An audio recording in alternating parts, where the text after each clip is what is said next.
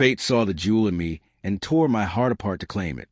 It was one of his favorite verses, a poem that once brought him joy. He had cherished its words, finding hope in its struggle. But over time, he had forgotten all of it, except for that single, haunting line. It was the year 1533. Ibrahim Pasha, the Grand Vizier of the Ottoman Empire, led his forces southward once more. His objective was clear. The Safavids, his long-standing rivals, had provoked him too many times.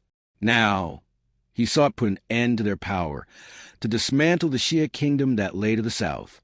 As Ibrahim's army marched across the unforgiving terrain, they found themselves not in battle against men, but against the harshness of nature itself. The sun blazed relentlessly, and the towering mountains seemed more formidable than any enemy. Territory was captured with ease, yet no battle was fought.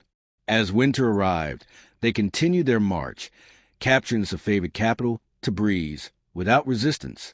Suleiman the Magnificent, the Ottoman Sultan, turned his focus toward consolidating this new conquest. He sought homage from the Safavid subjects, reminding them of his might. However, there was one troubling issue. Shah Damask, the ruler of the Safavids, was nowhere to be found. He was absent when Ibrahim entered the capital, and so was his army.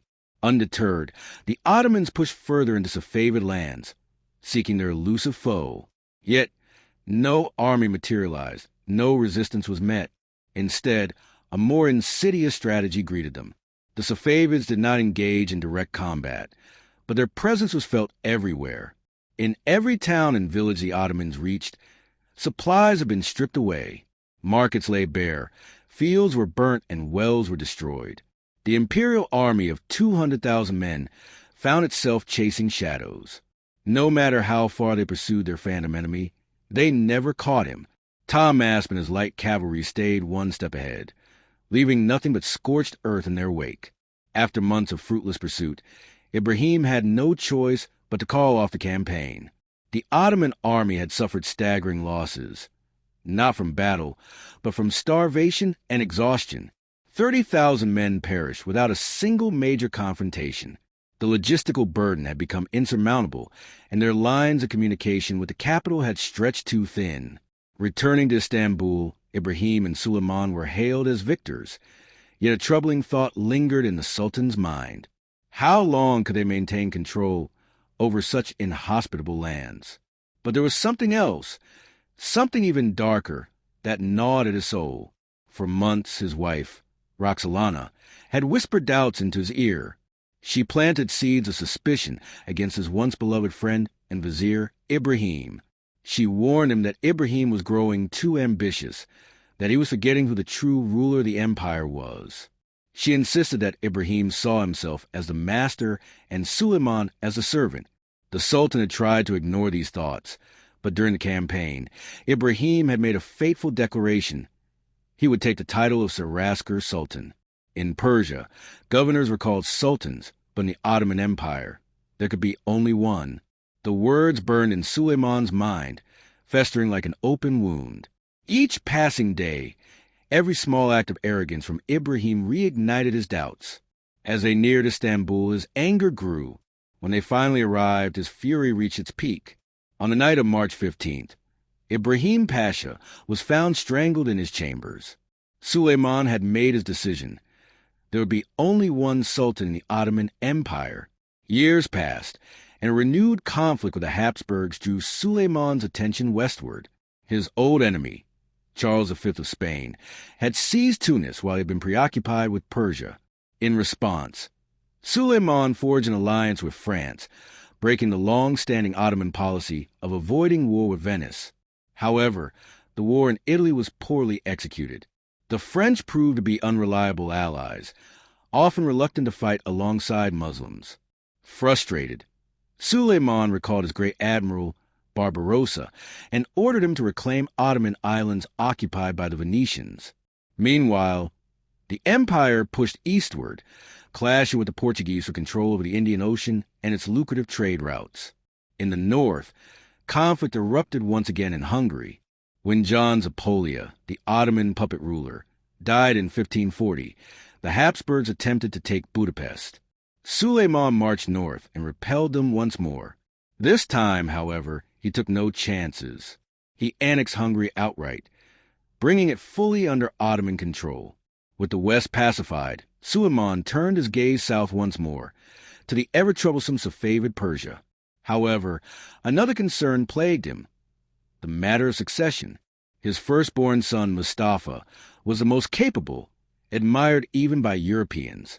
One foreign observer had written, "May God never allow a barbarian of such strength to come near us." Yet, Mustafa was not Roxolana's son.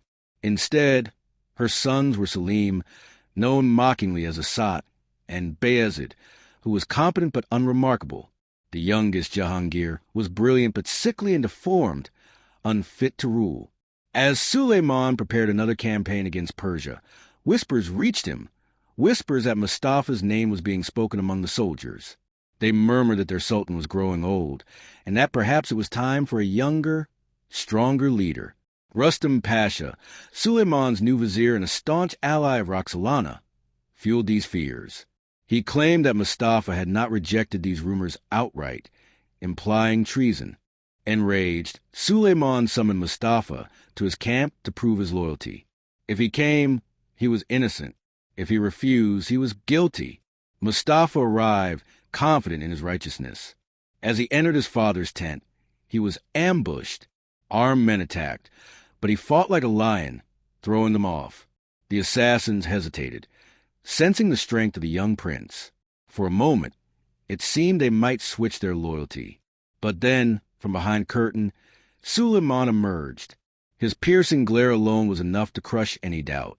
The assassins lunged again. Mustafa fought, but he was finally overpowered and strangled with a bowstring. His body was displayed outside the tent as a warning. Yet, as soon as the act was done, Suleiman felt an unbearable weight settle upon him. He had killed his own son, his best son. His grief deepened when Jahangir, devastated by Mustafa's death, soon succumbed to sorrow. Only 2 sons remained, Selim and Bayezid. Their rivalry grew, threatening the empire's stability. To prevent disaster, Suleiman ordered them sent far from the capital. Selim obeyed immediately. Bayezid hesitated, and hesitation to the Sultan was treason. Fury overtook him once more. He backed Selim, crushing Bayezid's forces in battle. The defeated prince fled to Persia, seeking refuge with the hated Safavids. Again and again, Suleiman demanded Bayezid's execution. When the Safavids refused, he escalated his demands, eventually sending his own executioner. His son, his grandchildren, none were spared. Now, only Selim remained. Suleiman, once the most powerful ruler in the world, walked alone in his garden. Roxolana was dead. Ibrahim was dead. Mustafa, Bayezid, and Jahangir were dead. The empire stretched farther than ever. But at what cost? The man who had once been magnificent was now merely an old, grieving shadow of himself.